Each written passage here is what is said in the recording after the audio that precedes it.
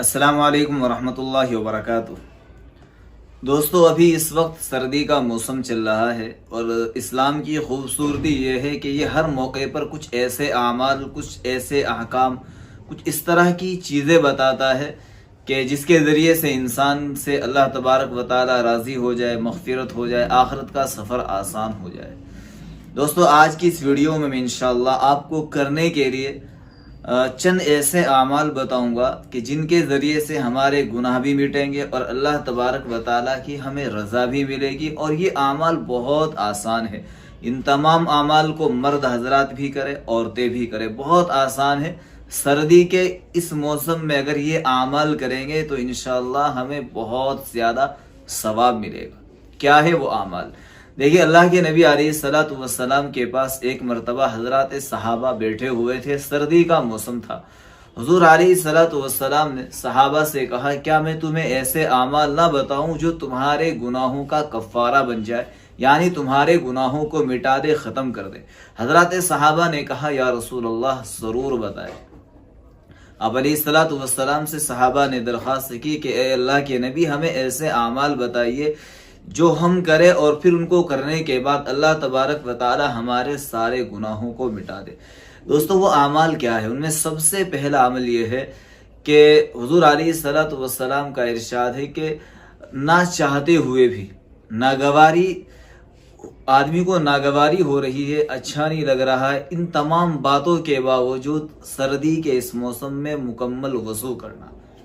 یعنی ظاہر سی بات ہے، جب آدمی بستر سے اٹھے گا، کمبل چھوڑے گا اور پھر وضو کرنے کے لیے جائے گا تو ظاہر ہے اس کو کراہیت سی تو محسوس ہوگی، تکلیف ہوگی، دل چاہے گا کہ نہ کروں۔ تو اللہ کے نبی نے فرمایا کہ جو انسان اپنی ان ساری راحتوں کو چھوڑ کر مکمل وضو کرتا ہے تو اللہ تبارک و تعالی اس وضو کرنے کی وجہ سے اس کے گناہوں کو مٹا دیتے ہیں، صرف وضو کرنے پر۔ لیکن یہ بھی ساتھ میں فرمایا کہ وضو کرو، کامل کرو، مکمل کرو، نہ اس میں کسی بھی طرح کی کمی کرو اور نہ اس میں کسی بھی طرح کی زیادتی کرو۔ کمی یعنی جلدی جلدی وضو کرنا۔ پھر اگر کوئی عضو جسم کا خشک رہے گا، وہ اعضاء جو وضو کے اندر جن کا دھونا فرض ہے، اگر ان میں سے ایک بھی خشک رہ گیا تو اس پر بڑی سخت وعید ہے۔ ایک مرتبہ اللہ کے نبی علیہ الصلوۃ والسلام ایک غزوے سے آ رہے تھے، جہاد سے لوٹ رہے تھے، تو اللہ کے نبی علیہ السلام کے ساتھ چند صحابہ بھی تھے جو آپ سے پہلے ایک جگہ آگے جا چکے تھے اور وہ وہاں وضو کر کے نماز پڑھنے کے لیے تیار ہو رہے تھے۔ پیچھے سے جب اللہ کے رسول آئے اور ان کی ایڑیاں خشک دیکھی تو آپ نے فرمایا کہ ہلاکت ہے ایسی ایڑیوں کے لیے جو خشک رہ جائے، یعنی یہ جہنم میں جائیں گی۔ تو آپ نے دراصل صحابہ کے ذریعے سے اپنی پوری امت کو سمجھایا کہ بھائی جب بھی وضو کرو تو مکمل وضو کرو، ایسا وضو کرو کہ کوئی بھی عضو یعنی حصہ خشک نہ رہے، اچھے سے اس کو تر کرو، اچھے سے بھگو لو۔ تو دوستو، ایک عمل تو یہ ہوا کہ نہ چاہتے ہوئے بھی وضو کرنا، چاہے وہ نماز کے لیے وضو ہو، قرآن کے لیے وضو ہو، یا رات کو سوتے وقت وضو ہو۔ یہ عمل ضرور کرنا، اللہ کو بہت زیادہ پسند ہے۔ دوسرا ہے مسجد کی طرف قدم بڑھانا۔ جو آدمی مسجد نماز میں جا کر پڑھے گا، نماز ادا مسجد میں جا کر کرے گا تو اس کے جو قدم ہوگی، جو تکلیف ہوگی، اللہ پاک اس کے ان قدموں کی برکت سے اور اس تکلیف سے اس کے گناہوں کو مٹا دیں گے، ختم کر دیں گے۔ تیسرا کام ہے کہ ایک نماز کے بعد دوسری نماز کے انتظار میں بیٹھے رہنا، کہ بھائی ایک نماز پڑھ لی، اب دوسری نماز کی فکر ہو رہی ہے کہ بھائی مجھے دوسری نماز بھی پڑھنی ہے۔ اور یہاں تک بتایا کہ نماز کا انتظار کرنے والا گویا کہ نماز ہی کے اندر شامل ہوتا ہے، یعنی اس کو نماز کا ثواب ملتا رہتا ہے۔ اب تین تو یہ ہوئے۔ ایک عمل سردی کا دوستو یہ ہے، بہت زیادہ امپورٹنٹ ہے، بہت زیادہ اہم ہے کہ اگر کوئی ہمیں حاجت مند نظر آ رہا ہے، کوئی ضرورت مند نظر آ رہا ہے، کوئی غریب ہے، فقیر ہے، مسکین ہے، یتیم ہے، پھر چاہے وہ کوئی پڑوسی ہو، رشتہ دار ہو، کوئی جاننے والا ہو، مسلمان ہو یا غیر مسلم ہو، کوئی بھی ہو، سردی کے اس موسم میں اس کے کپڑے کا انتظام کرنا۔ اگر آپ 4 کپڑے خرید رہے ہیں، 5 خرید دے، 5واں اپنے کسی غریب بھائی کو دے دے۔ اس پر فضیلت یہ ہے، اس پر کیا ملے گا؟ اللہ کے نبی نے فرمایا جو آدمی ایسا کرے گا، اپنے کسی غریب بھائی کو کپڑا پہنائے گا تو اللہ تبارک و تعالیٰ اسے جنت کا بہترین لباس پہنائیں گے، جنت کا بہترین لباس پہنائیں گے۔ اور ساتھ میں یہ بھی یاد رکھنا چاہیے کہ ضروری نہیں کہ آپ نیا ہی کپڑا خرید کر دیں. اگر آپ کے پاس پرانا ہے اور پہننے کے لائق ہے اور دوسرے کو اس کی ضرورت ہے تو وہ بھی آپ دے سکتے ہیں. تو جو پہنائے گا اس کو جنت کے لباس پہنائے جائیں گے. کوئی عورت پہنائے گی تو اس کو بھی اللہ پاک جنت کا لباس پہنائیں گے. اور فرمایا کہ جو آدمی یہ کام کرے گا تو اس کو زمہریر جیسے عذاب سے اللہ محفوظ فرمائیں گے. دوستو زمہریر ہے سردی کا ایک عذاب اللہ نے جہنم میں رکھا ہے.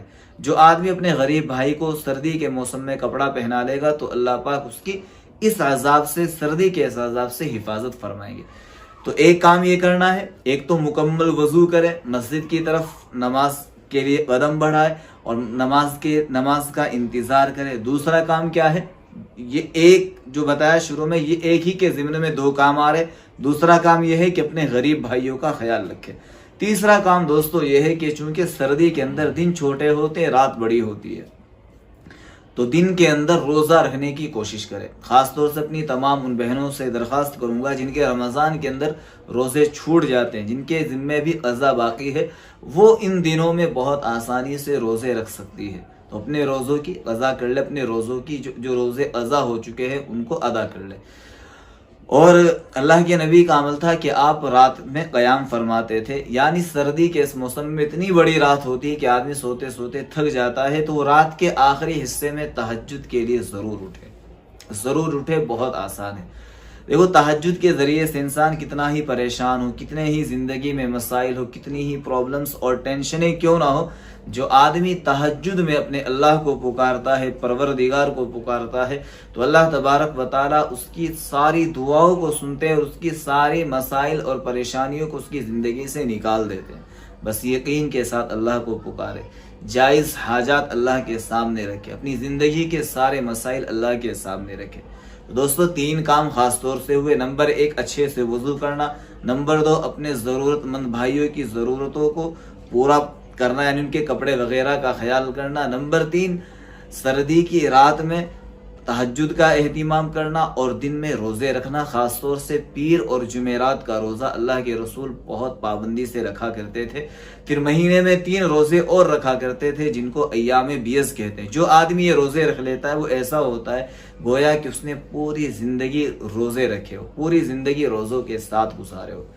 میں امید کرتا ہوں کہ آپ کو یہ ساری باتیں بہت اچھے سے سمجھ میں آئی ہوں گی، اور یہ بھی انشاءاللہ مجھے امید ہے آپ حضرات سے، اللہ پاک مجھے بھی توفیق دے کہ جتنے بھی اعمال بتائے گئے ہیں ان کو ضرور کرے. زندگی میں ایک آدھ مرتبہ تو کم از کم ضرور کرے. ہر سنت کو زندگی میں ایک بار تو کرنے کی ضرور کوشش کرے. چاہے کوئی بہن دیکھ رہی ہو یا کوئی بھائی دیکھ رہا ہو، بزرگ دیکھ رہے ہو، سب سے درخواست ہے سردی کے اس موسم میں ان اعمال کی پابندی ضرور کرے. اللہ تعالی ہم سب کو عمل کی توفیق عطا فرمائے. السلام علیکم ورحمۃ اللہ وبرکاتہ.